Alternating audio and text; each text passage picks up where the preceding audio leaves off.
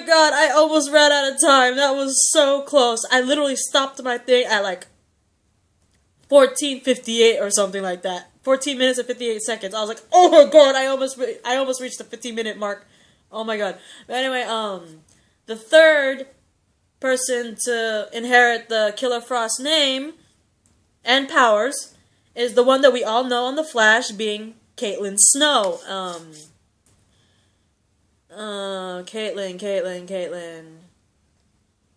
Caitlin Snow was, as Killer Frost, was featured in a one-shot Justice League of America, I believe, number 7.2, also titled Killer Frost number 1, and she could be also seen on the cover of Forever Evil number 1, which pretty much hints at her involvement in the series, but, anyway,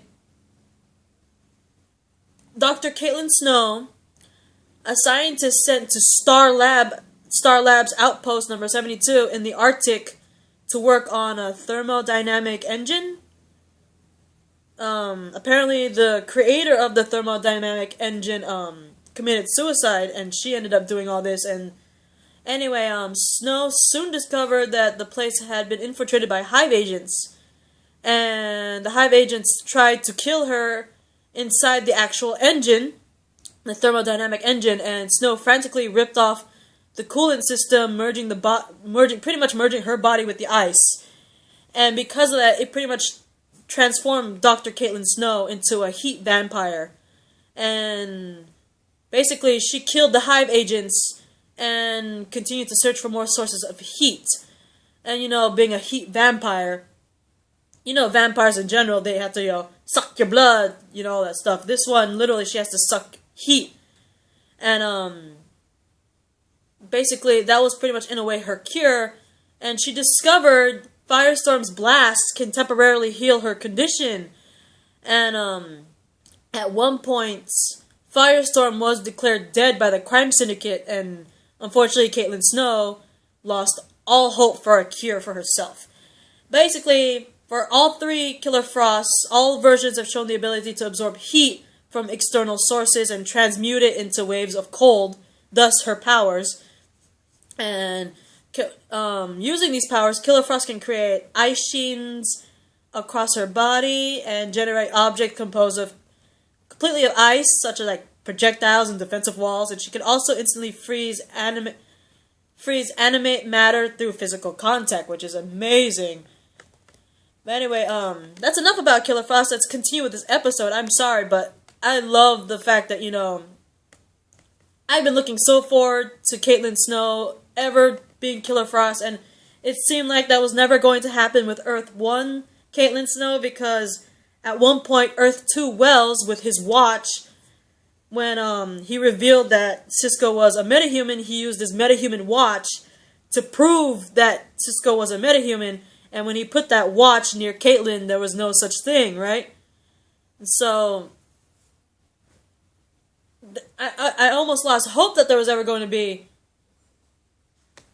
Killer Frost, at least on Earth-1, but with the prospect of Earth-2, I was like, bring on the Killer Frost, guys. Especially when you saw at the season finale of Season 1, where Barry actually gets a glimpse of Killer Frost. So, I was so happy to see her in this particular episode. And not only do we see Earth-2 Caitlin Snow as Killer Frost, we see Earth-2 Ronnie Raymond as Deathstorm. And, Deathstorm, hang on.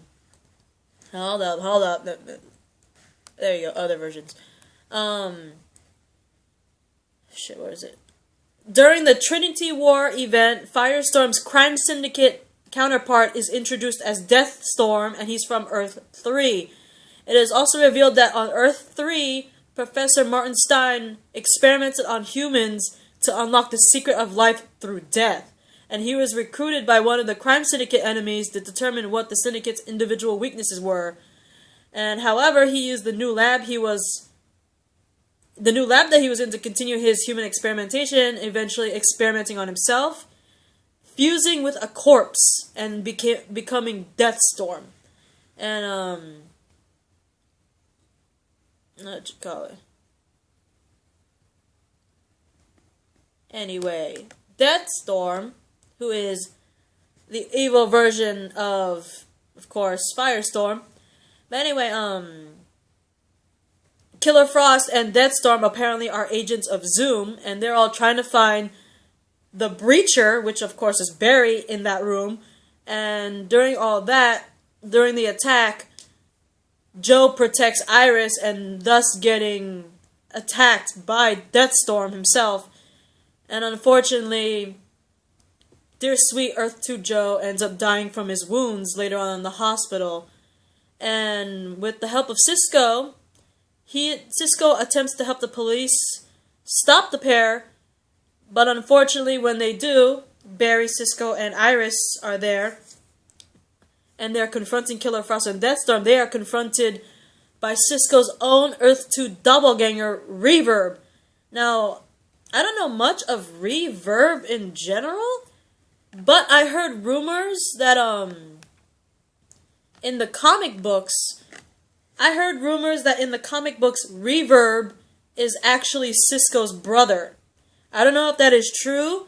You guys, please look that up for me, because I don't even know if that's true. So, in the comment section, if you do find out if it's true or not, please put it in the comments. In the comics, is Reverb actually Cisco's brother? Because in the comics, apparently people said that the name Reverb was the name that Cisco's brother in the comics actually takes on. So, look that up, guys, for me. I don't know if that's true. Prove to me if it's true or false. But anyway, Reverb pretty much tells Cisco that he's more powerful than he ever could imagine. And some of the stuff that Reverb can do is that he can create, like, I wouldn't say like sound waves, but his powers are pretty damn close to the comic book, where he could send like waves of vibes towards people. And apparently also he can control nervous systems. In this show, apparently Reverb can control nervous systems, which is amazing, and Cisco is utterly amazed that apparently he could possibly have these same abilities. And during all that, Barry tries to help Cisco, but unfortunately he's stopped by both Reverb and Deathstorm, and they are like beating the crap out of Barry. And you get Caitlin over there saying, you know, Deathstorm, Reverb, stop! Zoom wanted him alive and untouched and unharmed. And basically all of a sudden Zoom comes out of nowhere. And literally when Deathstorm's all attacking Flash with a bunch of freaking fireballs, he straight up kills poor Earth-2 Ronnie from behind, killing poor Deathstorm. And with Reverb, he ends up killing Reverb too. And ironically enough, the way he killed Reverb was the same way Reverse Flash killed our dear sweet Cisco in the alternate timeline. And during all that, he actually does manage to spare Killer Frost, because she was the only one that wanted to bring the Flash to Zoom unharmed and, you know, not dead, right? So he spares her. She leaves distraught because Ronnie's dead.